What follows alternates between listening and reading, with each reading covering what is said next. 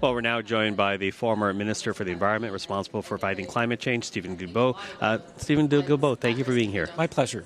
Listen, walking through the hallways of this convention center, clearly there is some discussion amongst some Liberals wondering out loud whether or not there is still room in the party for progressives like them. What would you say to that?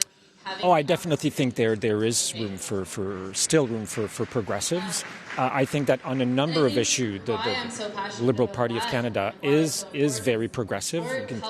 We could talk about a number of social issues, childcare, dental care, the protection of the LGBTQ rights. The Prime Minister was at the Pride Parade in Vancouver. He was at the rising of the rainbow flag on Parliament Hill.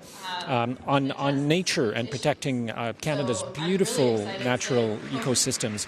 The Prime Minister just announced almost $4 billion of new measures in the coming years. Canada is a world leader when it comes to protecting nature, when it comes to doing it in light of reconciliation with Indigenous peoples. Like, people from all around the world are looking at what we do in Canada on this front. So there's definitely still place for progressives in the party. Well, of course, the discussion has been sparked around here because of Marilyn Gladu, a member of Parliament who espoused more social conservative viewpoints, certainly more socially conservative than the average Liberal. And her addition to the party is what has inspired this discussion. What would you say about her joining the Liberal Party and the Prime Minister opening the door for her?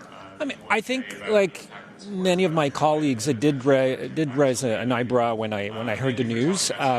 She's had positions that are against many of our positions on social issues, on things like climate change. She was a vehement opponent of mine when I was Environment Minister, especially on climate change. That being said, I mean, she has taken the decision to join the Liberal Party of Canada. We are a party that is pro-fight against climate change.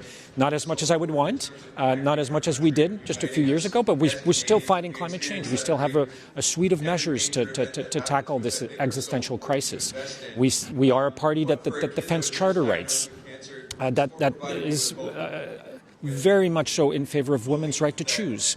So I believe Madame Gladu to be an intelligent woman. She must have realized that, when joining the Liberal Party, this is the value she would be embracing. Mm-hmm, mm-hmm. Do you think that you, as one who is clearly a part of the more progressive side of the party, are going to be able to work with her as a fellow MP? I mean, I can tell you that I have been able to work with all of the new recruits, all of the floor crossers that have come, whether it's Chris d'Entremont, Matt Genereux, Laurier from the NDP.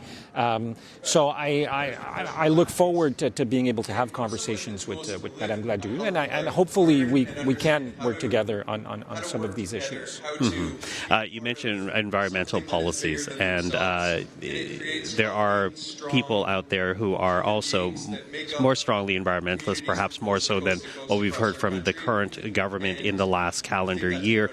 You say you'd like things to be, I guess, stronger in terms of policy. What do you think is lacking right now? For all that you accomplished, or rather listed out as accomplishments for this Prime Minister, what else would you like to see from this government?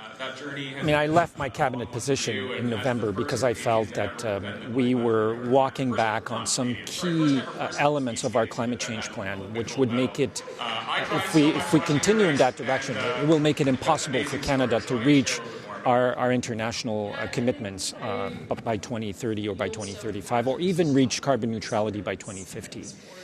So I certainly hear the voices of those people who say that we are not as strong on climate change as we used to be. And I remained a member of the Liberal caucus. I'm still a member of the party because I want to continue as an MP, as a militant with the party, to try and push for us to redirect a little bit, to course correct on this issue. It is an existential crisis. We are paying the price of climate change every year in Canada.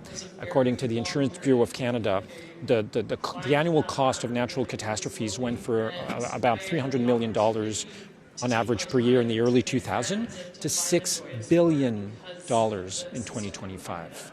And we're all paying for that. Like we don't get a bill every year at home saying, well, here's your climate change bill, but we're paying through our governments, whether they're municipal, provincial, federal government, where many people can't even afford insurance for their houses in parts of the country, either because of forest fires, because of flooding.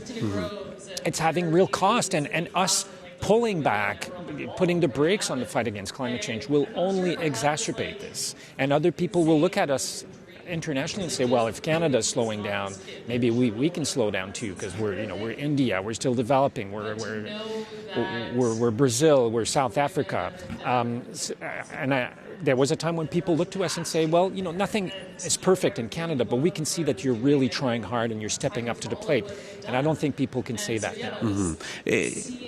Despite those reservations, though, and those concerns about where we are policy-wise and achieving, as you say, net neutrality by 2050, beyond staying as an MP to fight for those issues, you are still also staying with this party. Does that mean then you still believe this is the right party when it comes to environmental issues? Oh, absolutely. I mean, I gave you the example of the nature announcement that was made by the Prime Minister, and what we're doing on nature is groundbreaking around the world. Again, nothing is perfect, but we are really leading the charge on this.